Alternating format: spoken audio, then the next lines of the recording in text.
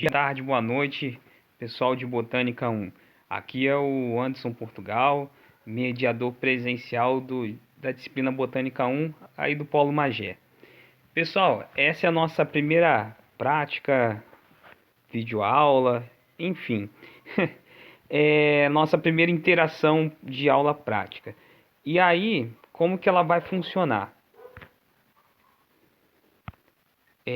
Se vocês verem que tem alguns erros ou pula aqui alguma coisa, por favor, perdoe o tutor. Estou fazendo melhor aqui para fazer uma videoaula aqui para vocês, tá?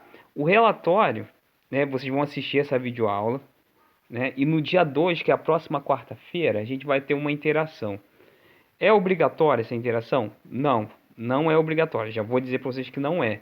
Mas é interessante porque a gente vai tirar algumas dúvidas que possa ficar aí durante a apresentação. Eu vou dar a terceira questão do relatório, né? Então, quem não participar não vai ter a terceira questão, o relatório vai ficar incompleto, né? Então, seria interessante que todo mundo pudesse participar, né?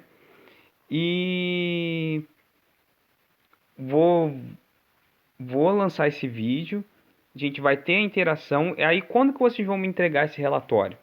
Só no dia 9 de setembro. Então, vocês vão ter praticamente um pouquinho mais de uma semana para poder assistir isso com calma, né, em o horário que vocês puderem. Então eu resolvi fazer dessa forma porque ajuda, porque nem todo mundo pode estar no horário de quarta-feira de 7h20 a 8 e pouquinho, né? Então para tentar ajudar o pessoal da melhor forma possível.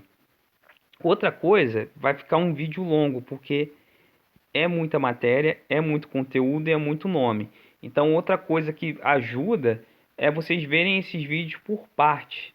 Então, vê meia hora, anota, tira uma dúvida, vai fazer outra coisa. Depois, quando estiver lavando louça, quando estiver fazendo qualquer coisa, né, vê e depois para, tá? Não sugiro que veja tudo de uma vez não, porque é muito conteúdo, tá bom? Se tiver dúvida, anota que no dia 2 de setembro no dia da interação, a gente tenta matar essas dúvidas da melhor forma possível. Tô falando, ó, parece que tá vivo. Nosso primeiro tópico é falar um pouco sobre a célula vegetal, né?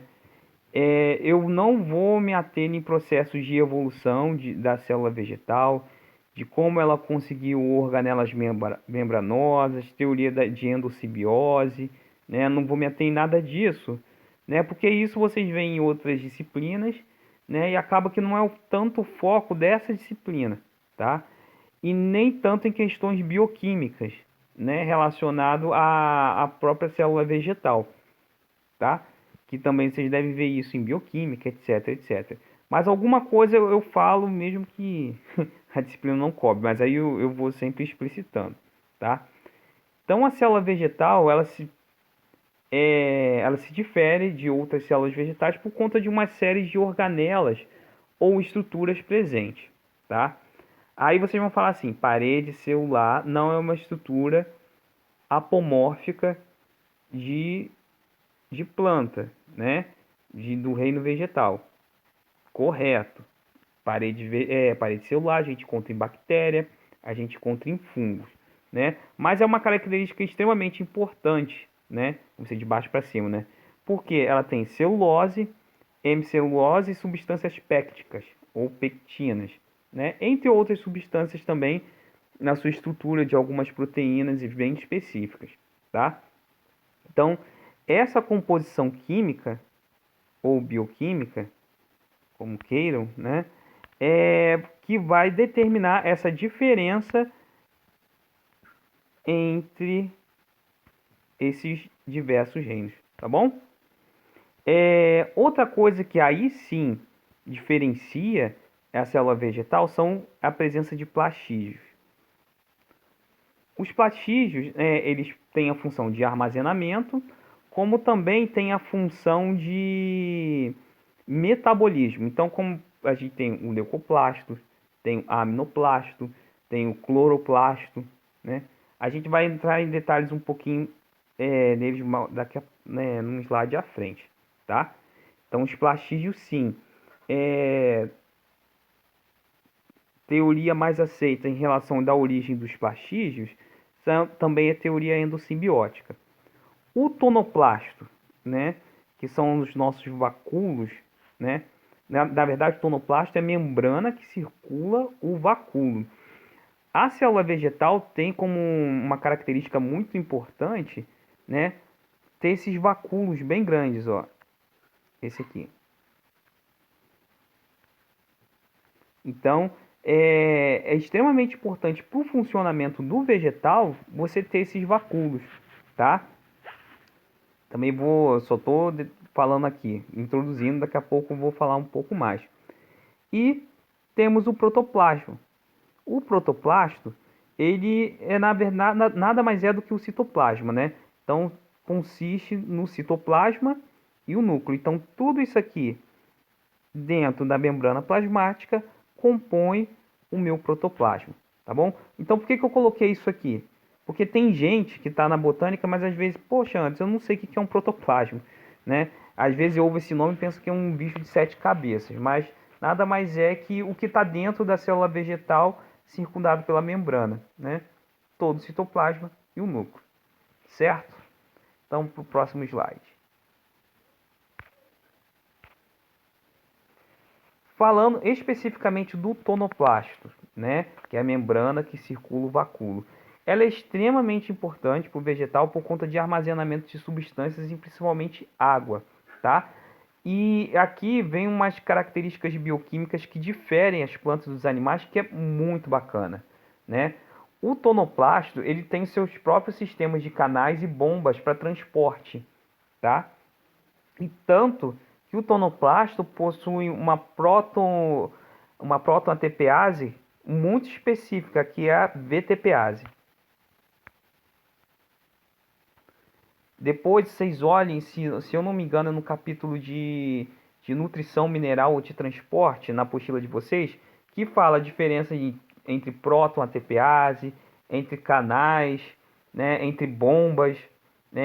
Tudo isso vai mediar a entrada e saída. Todos esses artifícios que estão na nossa membrana, na membrana do vegetal é, vão manejar a entrada e saída de substâncias. Então eu tenho canal antiporte, eu tenho canal simporte, né? E eu tenho as bombas, eu tenho as protoTPases, então é um mundo. E é um mundo à parte que difere dos animais, tá? Por exemplo, nos animais a bomba mais estudada é a bomba de sódio e potássio, né? E a bomba de sódio e potássio não ocorre nas plantas, né? Nos vegetais, o transporte ativo de prótons é feito principalmente por ou protoATPase ou cálcio ATPase, que vão compor, né, os canais simporte e antiporte, tá? E outra característica que é extremamente importante é você ter esses conjuntos de membranas, que é a membrana plasmática e o tonoplasto, tá? E aí isso difere completamente. É como se são duas membranas independentes, específicas e importantes para a manutenção do metabolismo da planta, tá? No tonoplasto ocorre outra bomba de prótons. Então você, além de ter a VTPase, né, você tem a protonpirofosfatase, né? Enfim, isso mais é título de curiosidade, isso não vai ser cobrado, tá? Que em vez de essa é um trava-língua, a protonpirofosfatase, ela em vez de usar ATP, ela usa o pirofosfato inorgânico, o PPI, né? Então, é uma outra forma também de utilizar energia sem ser o ATP. Então, as plantas, bioquimicamente, elas são um espetáculo. E a diversidade vegetal é tão grande e se reflete também nessas formas de adquirir e manejar os nutrientes. Ou seja, a gente não sabe nem 10% do que deveria saber. Falando dos plastídeos, se lembra que quando eu falo de planta, o que planta tem em específico? Uma das coisas são os plastídeos, né? Se lembra que eu falei lá da teoria endossimbiótica, que ele surgiu, né? Então, temos diversos tipos de plastídeos, tá? Então, tem proplastídeo, que vai dar origem a todos os outros plastídeos. São pequenos corpos vesiculares produzidos nas células meristemáticas e vão dar origem aos outros plastídeos. Aqui eu tenho uma rota de produção desses plastídeos, tá bom? E aí, dependendo do que esse plastídeo vai estar armazenando ou o que ele vai estar metabolizando, eu vou ter plastídeos diferentes com nomes diferentes. Então, por exemplo, amiloplasto, né, é um plastídeo que vai armazenar amido. Leucoplasto, né, eles são incolores, eles armazenam principalmente uma série de substâncias de metabolismo secundário, né, ou metabólitos especiais. Aí entra flavonoide, monoterpeno, etc. Tá? O importante é saber que ele armazena substâncias incolores. Tá? Cromoplasto, né, já é diferente. Ele vai sintetizar substâncias que têm cores, né, principalmente carotenoides, né, que dão uma cor alaranjada. Os estioplastos, né, cuidado para não travar a língua a repetir aí, hein? São formados quando a planta está no escuro, tá? E aí ele vai começar a armazenar lipídio, né, dentro desses plastídeos. E o mais famoso é o cloroplasto. Quem não souber o que um cloroplasto faz, né, dá um cascudo daí. Cloroplasto ele faz fotossíntese. Tem ainda os estatólitos. O que o estatólito faz? Ele armazena cálcio. Ele armazena cálcio aí como se a planta tivesse várias pedrinhas dentro da sua célula. E tem estudos que determinam esses vários estatólitos até como caráter taxonômico, né? Então é bem interessante. Falei que parede celular é uma estrutura. Parede celular não é organela, hein, pessoal? Parede celular é uma estrutura. E que ela não é característica de plantas, mas é interessante a gente falar o que é composto a parede celular das plantas. A parede celular ela é composta de celulose, hemicelulose, substâncias pépticas, e acima da parede celular a gente tem a lamela média, que é uma zona de transição com uma outra célula vegetal, tá? Aí aqui, ó, se vocês pegarem no detalhe do desenho, né, eu peguei uma fibra de celulose. Então peguei aqui uma fibra e estou esmiuçando, tá? Da fibra eu tenho a macrofibrila, depois eu tenho a microfibrila, e quando eu vou destrinchando, eu percebo que essa minha celulose é formada por moléculas de glicose, ou seja, são polímeros de glicose. Aí você vai me perguntar, antes, então por que essa glicose não está sendo metabolizada? Porque glicose é açúcar, é quebrada, né, para ser convertida em ATP lá no ciclo de Krebs, né? Estão lembrados disso? Ou não, né? Mas se vocês não estão lembrados, não esquenta a cabeça não, que vocês vão ver isso em bioquímica. O que acontece é que esses polímeros de glicose, polímeros são pequenos blocos de construção, tá? Então eu tenho uma glicose, é um polímero que se junta com outra glicose, que é outro polímero, e aí juntando vários polímeros de glicose eu vou ter uma macromolécula. O que acontece é que, com às vezes mudança da posição do carbono, então carbono cis ou carbono trans, eu tenho mudança de função, tá? Agora você vai me perguntar, qual o carbono que tem a mudança na posição que faz com que ele se torne um polímero de glicose para formar celulose? Aí eu não vou lembrar. Mas o importante é que vocês saibam o que é isso. Às vezes é só a posição de algum carbono, né, que já vai ter essa conformação, tá? Outra coisa, as células que têm função mecânica, ela tem a impregnação de uma substância que é extremamente importante para a evolução das plantas, tá? Tanto função mecânica quanto rigidez, né? Ela é impregnada de lignina. Então vocês estão vendo entre esses espaços entre a celulose e hemicelulose, substâncias pépticas, e diversas outras proteínas, a gente tem a impregnação de lignina.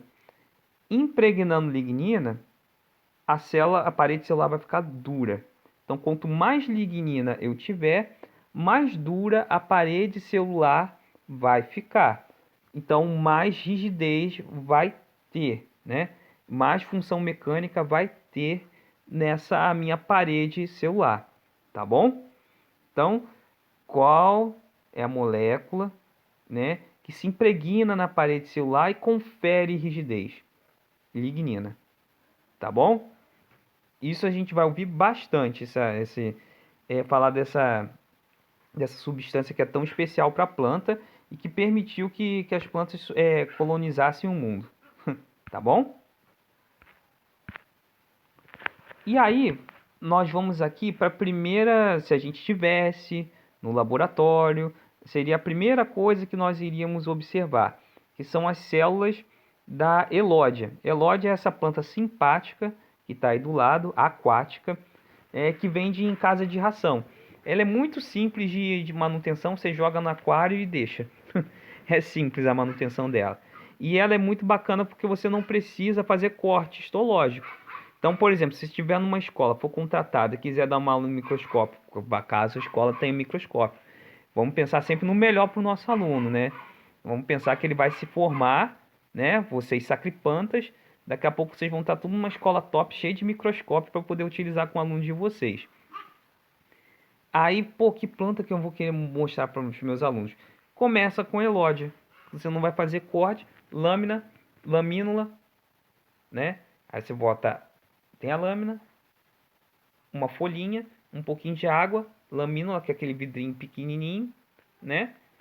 Coloca no microscópio e vocês vão conseguir ver. O que que vocês vão ver? Vocês vão ver essas células todas quadradinhas, bem bonitas. E aí, no detalhe, a gente consegue ver uns pontinhos verdes, que é o cloroplasto. A gente consegue ver o lúmen, ou seja, a gente vê o interior da célula, né? O citoplasma, e a gente vê a parede celular, né? Então, esses blocos, esses grandes blocos aí, com a parede celular. O que é interessante da gente falar, que tem no texto da disciplina, mas que não se fala muito, que é a pressão de Turgot.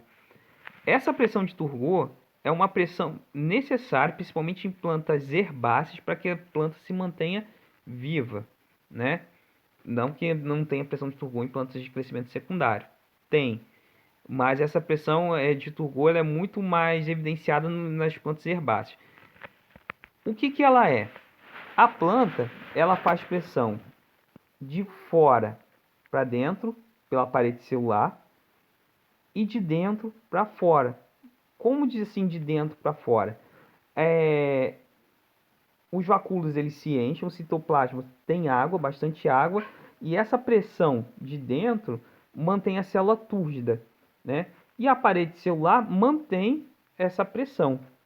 E aí, com isso, a célula ela fica toda inchadinha. Essa pressão que de dentro para fora, por conta de água e por conta dos vacúolos estarem cheios, eu, né, faz uma pressão de dentro para fora. E a parede celular mantendo essa pressão de fora para dentro, eu tenho a minha pressão de Turgot. Por que que ela é importante? Ela vai sustentar essa planta. Quando essa planta ela quer se dividir, né? Quando ela começa a dividir as células, ela aumenta a pressão de Turgot a ponto de você ter rupturas na parede celular e poder dividir, né? E tem importância também nisso quando a gente falar de crescimento secundário, vocês vão voltar a isso, por isso que a pressão de Turgot é importante, né? Crescimento anômalo das lianas. Liana é um nome bonitinho que a gente dá para as trepadeiras, né? Trepadeiras lenhosas. Elas têm um crescimento, elas formam madeira, só que não formam madeira igual uma árvore. Aí a gente fala que é um crescimento anômalo. E aí a pressão de Turgot, ela é extremamente importante para a manutenção desse crescimento. Pessoal, se tiver muito nome ou se tiver muito rápido, dá uma pausa, escreve ou volta o vídeo, tá?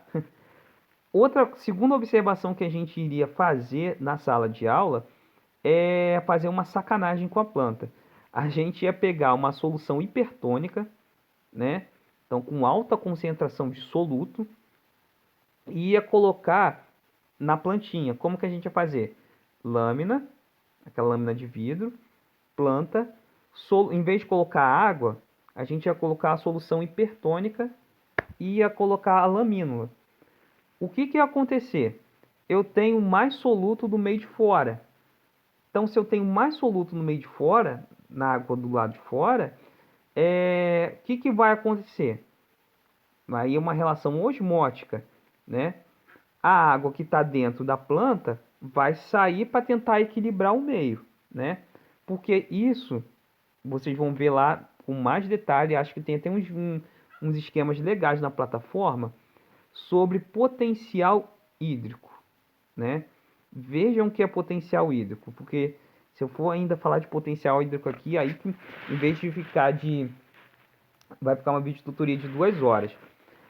Mas, resumindo, a água ela tem de ir do meio de maior quantidade de água livre para o menor quantidade de água livre, tá? Então, por exemplo, se A eu tenho 0 de soluto, em B eu tenho já em 100 ml eu tenho 50 gramas de soluto, onde eu vou ter a maior quantidade de água livre? Em A ou em B?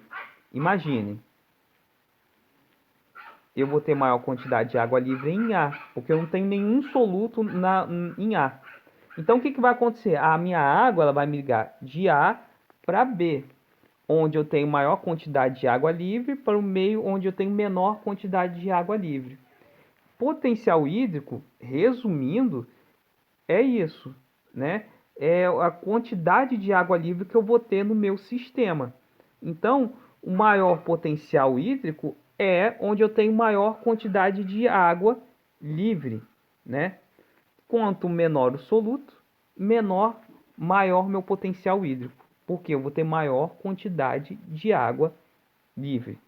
Então, voltando ao exemplo da nossa planta.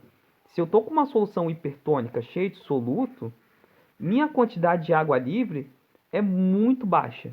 Por quê? Essa solução está toda tomada de soluto. O que que essa planta vai fazer? Ela vai doar a água para equilibrar o sistema. Ou seja, a minha maior quantidade de água livre está dentro da planta. Então a água vai sair da planta para o meio externo. E aí com isso, o que que vai acontecer? Ela vai murchar. Ela vai murchar. Murchar, murchar, murchar. E nisso, o que a gente vê é essa situação aqui. Você tem retração da membrana plasmática, tá? A parede celular fica. Porque acontece quando a gente olha uma célula vegetal bonita como essa aqui, a gente tem um aluno que pensa que não tem membrana plasmática. Tem sim, tá? E aqui a gente consegue observar direitinho a membrana toda retraída, os cloroplastos todo murcho, né? Tudo seco, tudo juntinho aqui.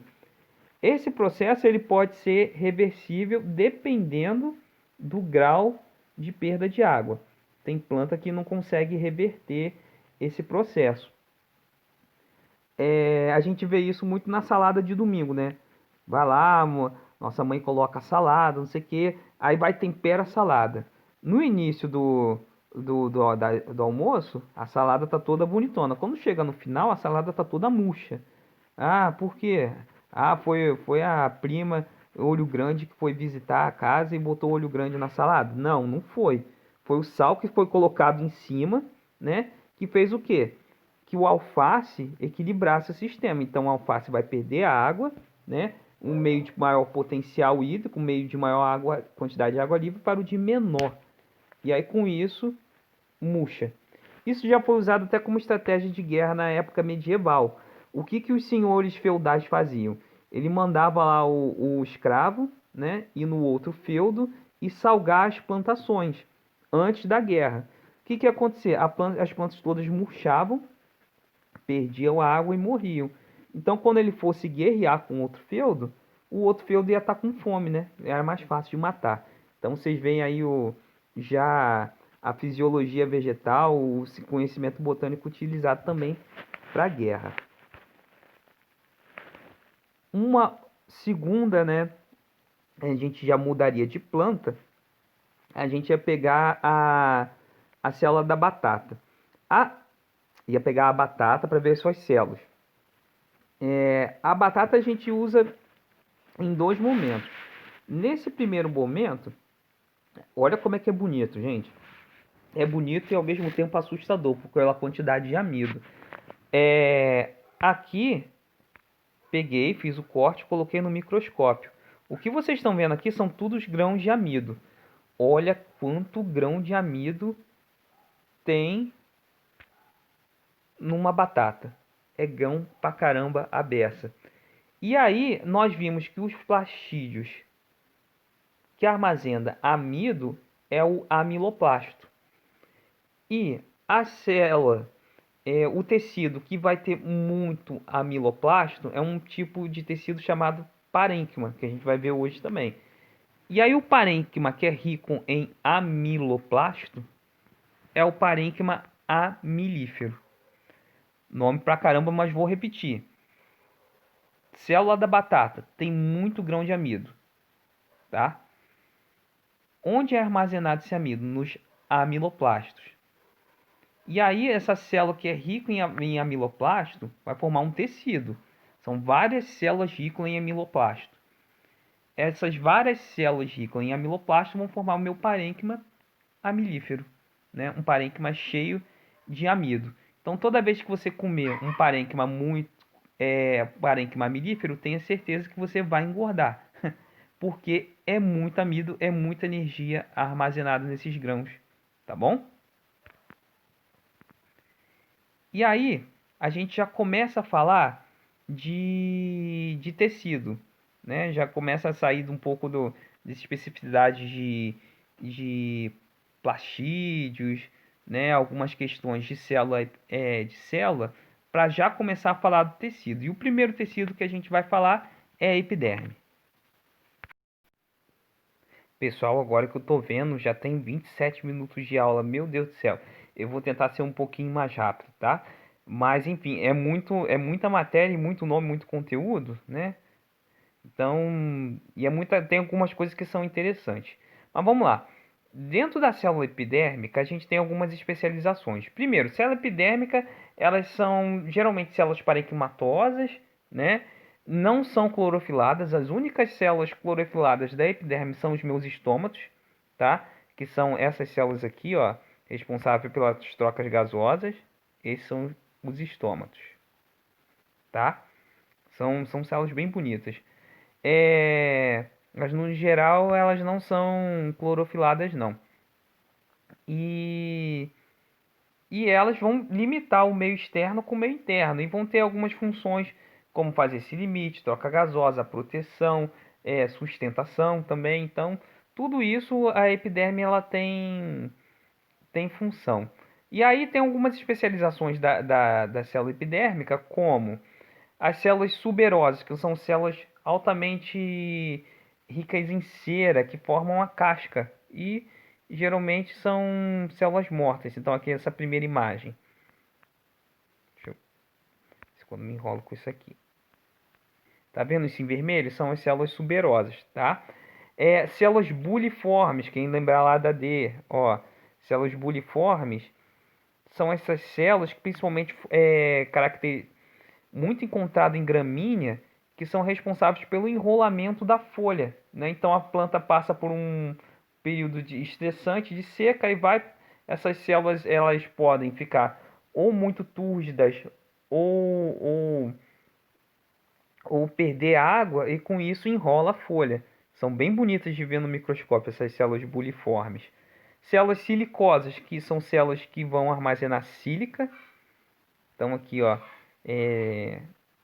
tem duas microscopias diferentes. E os litocistos, que vão formar cistólitos. Deixa eu tirar aqui, ó. Vão formar cistólitos que são acúmulos de cálcio, tá vendo? E que ficam na epiderme. Esses acúmulos de cálcio são para quê? Às vezes a planta está num ambiente que tem muito carbonato de cálcio, então para evitar desregularizar toda a planta e também para dar sustentação no próprio tecido, então acaba formando cristais. Esses são os estômatos. Estômato é um capítulo à parte dentro da botânica, eles são extremamente importantes. Então tem gente que acaba se especializando só na questão da fisiologia, abertura e fechamento estomático, né? Quem trabalha com fotossíntese vai ter que entender bastante de abertura e fechamento estomático, né? Porque primeiro que são as células clorofiladas dentro da epiderme, tá? Ele tem múltiplas formas e múltiplos nomes. Então, eu vou ter que saber todos os nomes? Não, porque quem for trabalhar com isso vai ver lá no catálogo de estômato o nome do estômato, né? Principalmente anatomia. Mas eu botei aqui algumas formas para vocês verem a diversidade de estômatos. Alguns nomes que você tem que saber, né? Aqui eu tenho em volta essas células clorofiladas. Aqui, olha já o pervertido pensando besteira, né? Porque essas células lembram algumas coisas. Já a gente pega pensamento maldoso de aluno mesmo à distância. Brincadeira. É, São as células guardas, tá? Então, as células guardas que vão estar responsáveis pela abertura e fechamento estomático. Buraco em biologia se chama ósseo. Então, o ósseo também a gente encontra em vários ossos nossos do corpo humano, vários ósseos, tá? Então, também tem aí. E você tem em volta das células guardas, você tem as células que vão estar subsidiárias, tá? Que vão estar também ajudando nesse processo metabólico. Esses estômatos aqui são os estômatos das minhas samambaias. Olha como é que eles são bonitinhos, né? Das samambaias que eu estudo. Esse estômato aqui tem acúmulo de sílica. Então, às vezes, não só os litocistos que têm acúmulo de sílica, tem estômato que pode ter também. Esse estômato aqui é estômato de gramínea. Esse aqui, do meio, que é chamado de estômago de halter, né? Porque lembra uns halterezinhos, beleza? Geralmente, estômago fica na parte abaixo da folha, tá? Então, o que está abaixo na folha é a minha face abaxial, tá? É assim que eu gravo. Face abaxial, face abaixo da folha. Face adaxial, lembra de dorso. Então, a face que está acima, né? Então, face adaxial com D, a face de cima, face abaxial, face de baixo, tá? Só você lembra de um, face abaxial, o outro é de cima. Outra especialização que a gente encontra na epiderme é essa acúmulo de cera, né? Que é a cutícula, tá? Tá vendo aqui nessa primeira imagem? A gente tem esse grande acúmulo de cera aqui. Então a gente tem cutina mais cera. Então a cutina é uma estrutura que vai abarcar essa cera, tá? E para que isso? Essa cera vai impedir com que a planta perca água por transpiração na folha. Tá, o órgão de transpiração da planta são os estômatos, e os estômatos fazem 95% da sua transpiração. A planta faz, no geral, via estomática. Então, é relevante, né, a gente investir em tanto assim em cera? Sim, porque 5% para quem está no deserto é muita coisa, tá? 5% para quem está num ambiente estressante é muita coisa. E outra, essa cera acaba também ajudando na reflexão de luz. Então não é só na perda de água, mas também tem um processo de reflexão de luz, tá? E aqui nessa segunda imagem, o que a gente tem em laranja, em cima da epiderme, aqui, é essa camada de cutícula bem bonitinha, tá? Eu coloquei aqui uma outra imagem porque se não caiu na D, é provável que caia na P. Se não cair na P1, pode cair na P3. Diferença entre epiderme e hipoderme. Vejam que onde eu tenho epiderme, são células bem parecidas com essas células de baixo, hipoderme, tá? Isso é uma característica de planta que vive em ambiente estressante por luz, tá? Então ela tem uma camada de epiderme muito grande para quê? Para proteger quem está embaixo, tá? Então se vocês olharem quem está embaixo, é um tecido verdinho. Tecido verdinho é tecido rico em cloroplasto. Tecido rico em cloroplasto faz fotossíntese. Então, para a planta é extremamente importante proteger esse tecido rico em cloroplasto.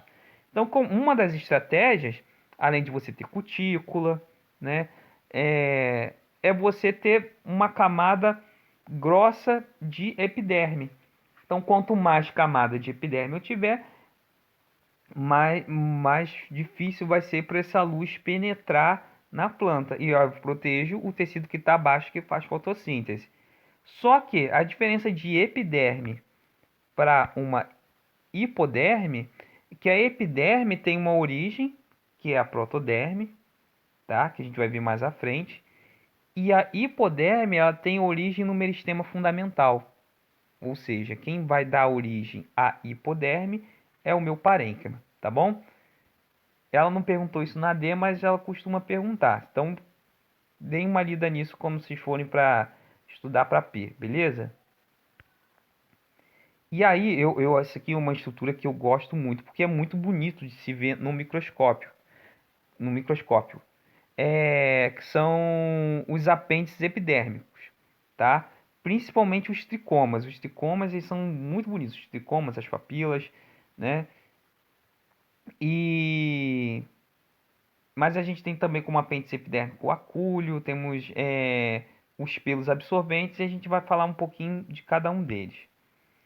Tricomas glandulares, tá? Tricomas glandulares são estruturas, são apêndices epidérmicos, ou seja, só vai ter na epiderme, para a face exterior, né, da planta, e que vai armazenar alguma coisa, tá? Geralmente lipídios ou alguma substância de metabólito secundário.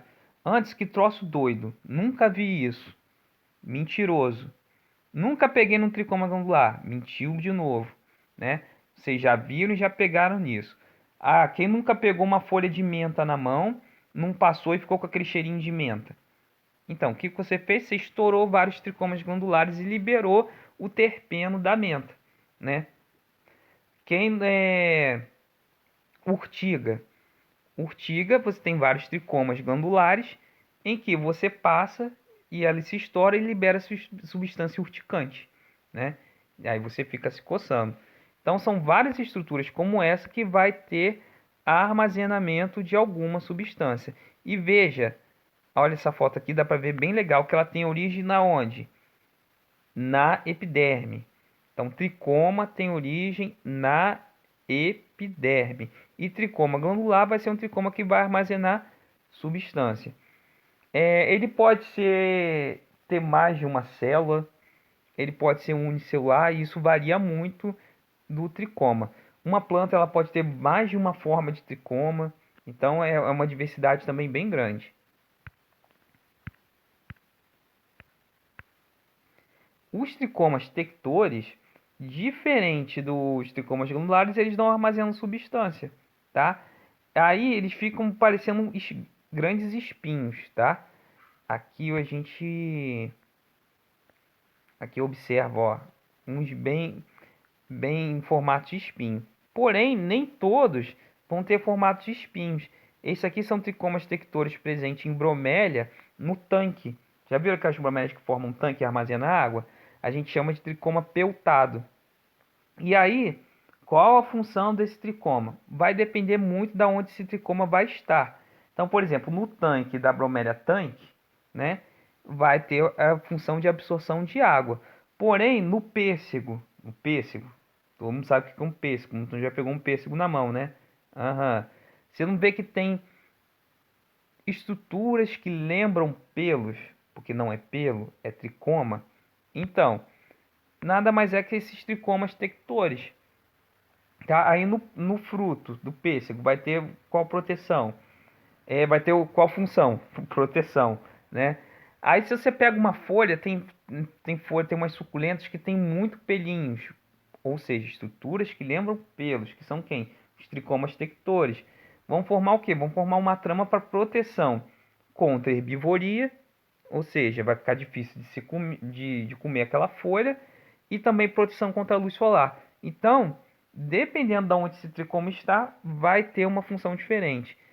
Aqui, esses tricomas formam o que a gente chama aí realmente de pelos absorventes, tá?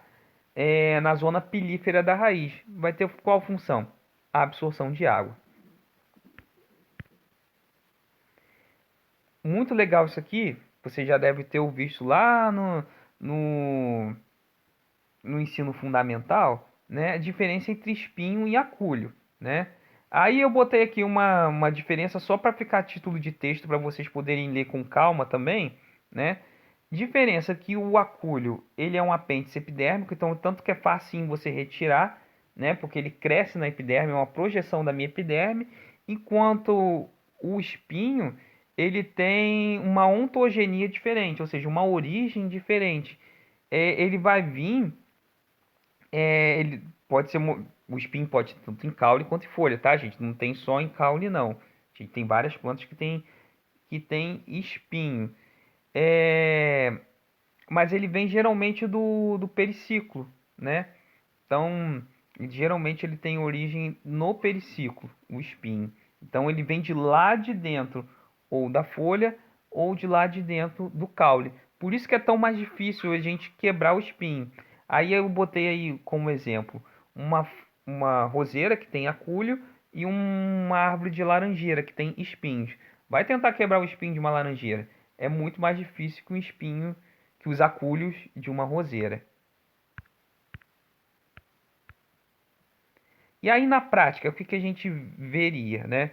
A gente pegaria uma suculenta, ia retirar a epiderme e ver os estômatos. Então olha que bonitinhos os estômatos que a gente veria no microscópio. Veríamos tricomas tectores presentes em grão de pólen. Então aqui, ó, a gente ia pegar essa região onde tem os grãos de pólen, a região masculina, ia colocar na lâmina e ia ver isso aqui. É muito bonito os grãos de pólen do hibisco.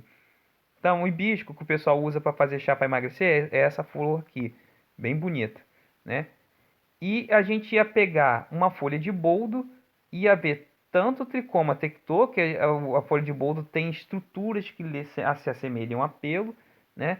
Então veja os tricomas tectores que bonitos e aí ver os tricomas glandulares, né?